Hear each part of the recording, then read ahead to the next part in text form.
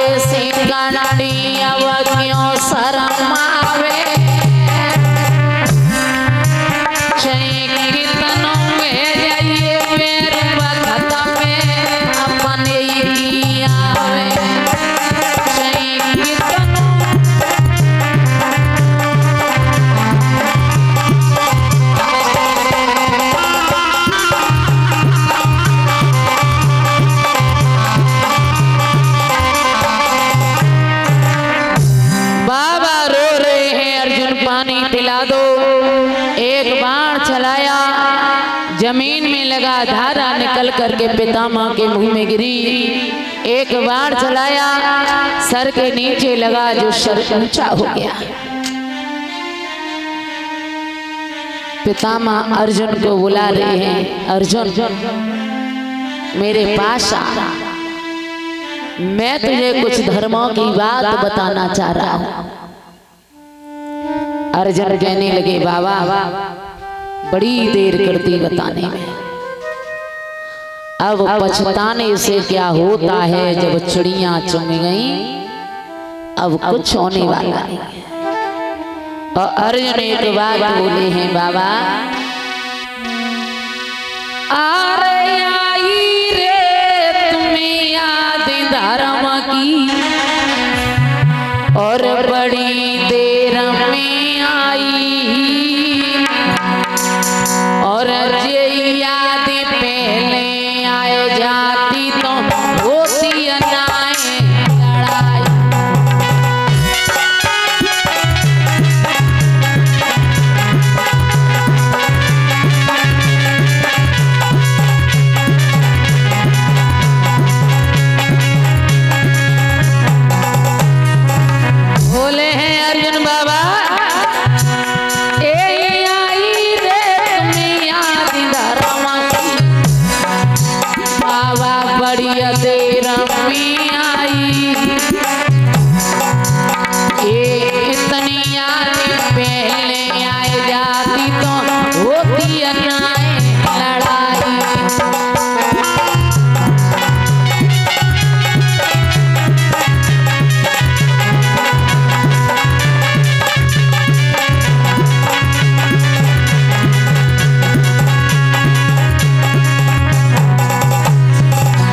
अर्जुन कह रहे हैं बाबा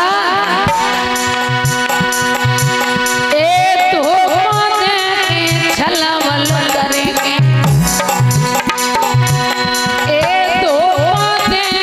छलवल करेंगे, हमें तो जुआ खिलवाई, 5 पत्नी की नारी द्रौपदी सभा में नगिन कराई।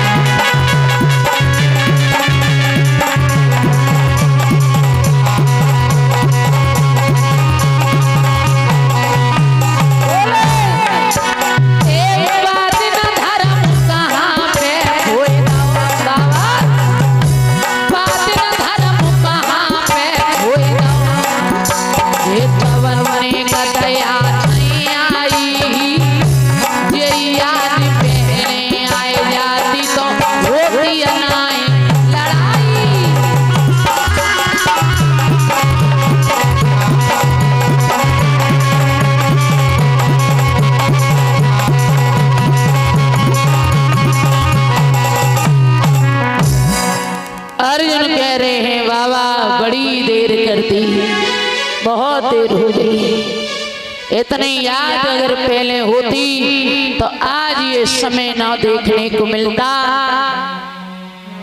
बाबा पड़े पड़े रो रहे हैं।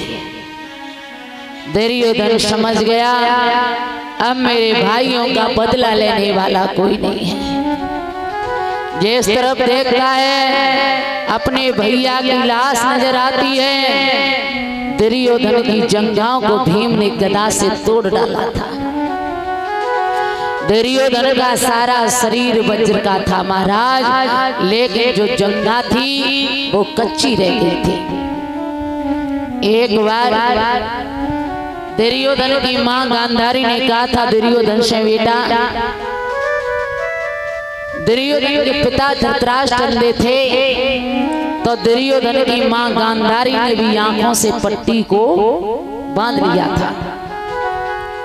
एक दिन गांधारी ने कहा था कि बहुत समय के बाद आज मैं आंखों से पट्टी को खोलूंगी, तू मेरे सामने निर्वस्त्र होकर के आ जाना, तो मेरी दृष्टि पड़ते ही तेरा सारा शरीर वज्र का हो जाएगा, मारने वाला कोई पैदा नहीं होगा।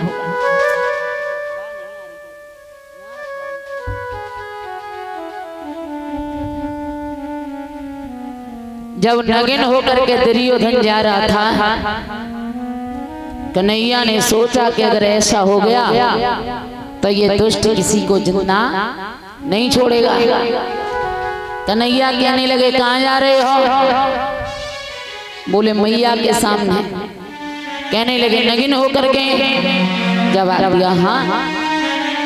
बोले पागल हो गए, तुम इतने बड़े हो गए, तुम ऐसा करो चले जाना, मैं इनकार नहीं कर रहा हूं, लेकिन तुम जंघा से केले के पत्ते को लपेट लो।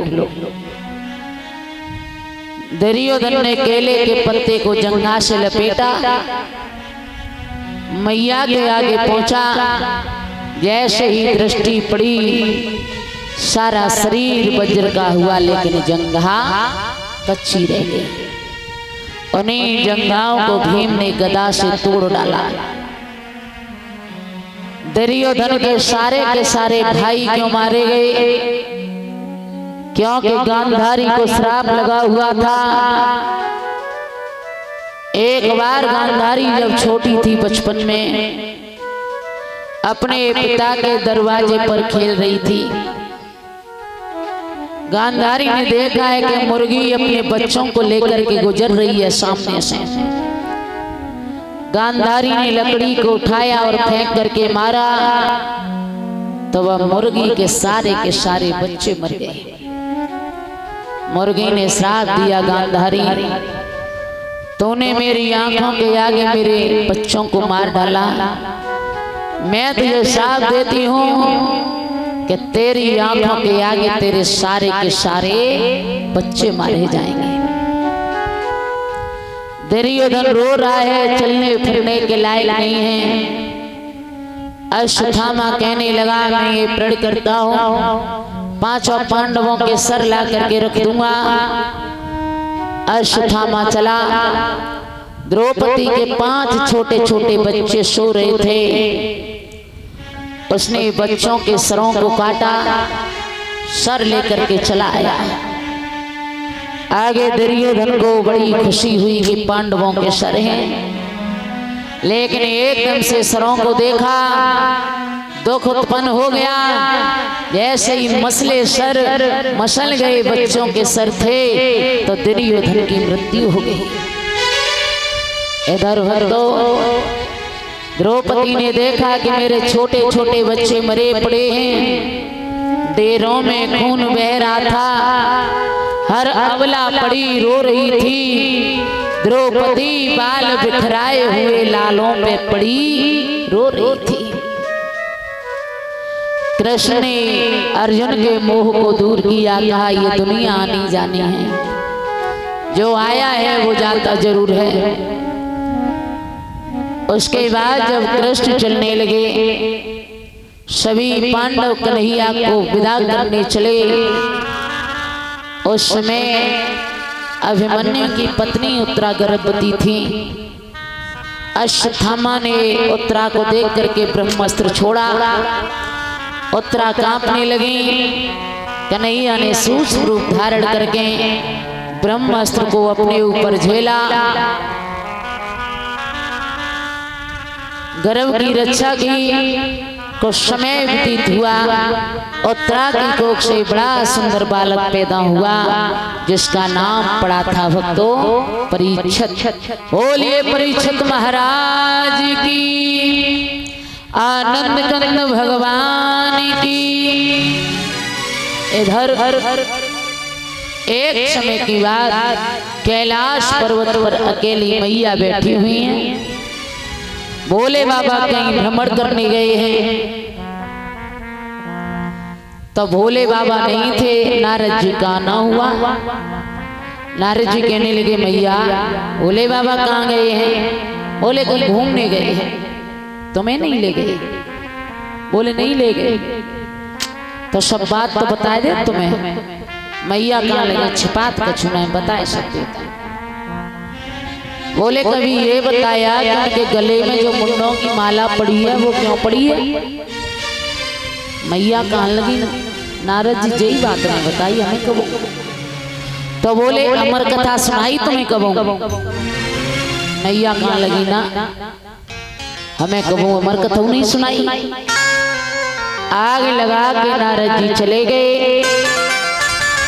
भोले बाबा आए, मैया नाराज होकर के बैठी हैं। कहने लगी, भोले बाबा मोए अमर कथा सुनाओ।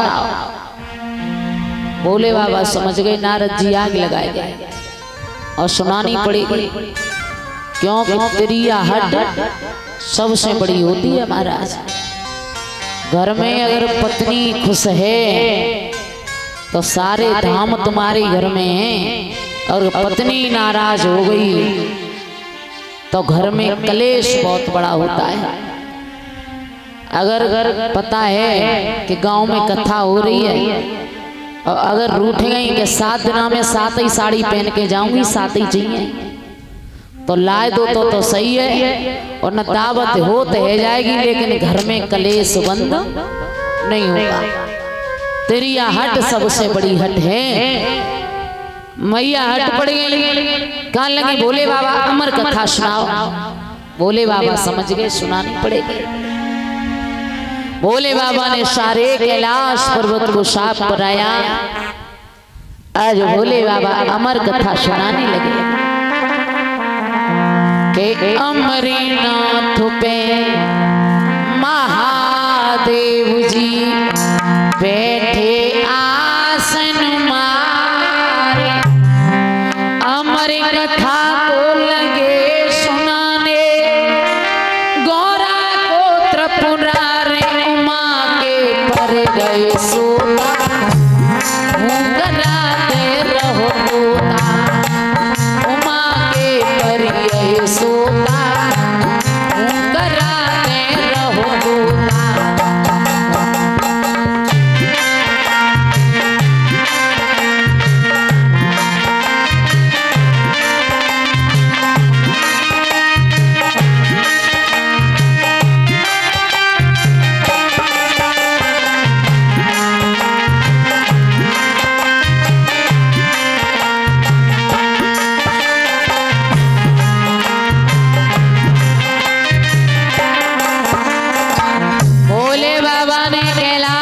पर्वत को साफ किया, मैया को बिठाया। शिव शंकर भोले ने मैया को कथा सुनाई।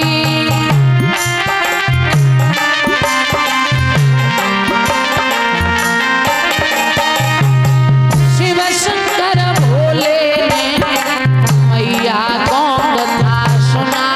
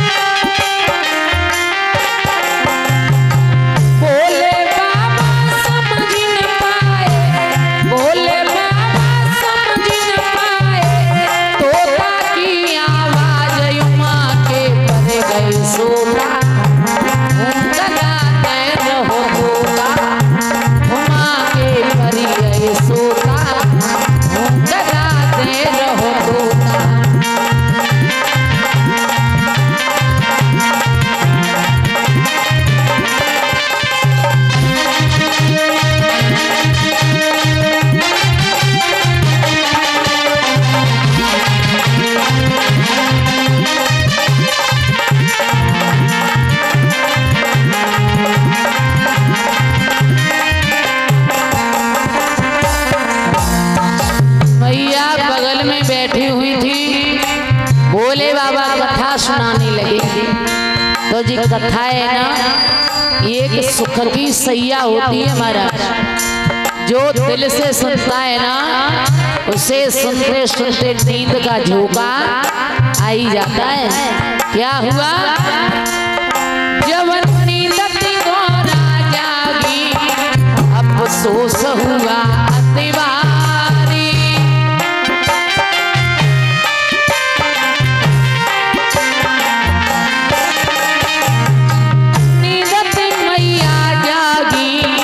अफसोस हुआ तिवारी।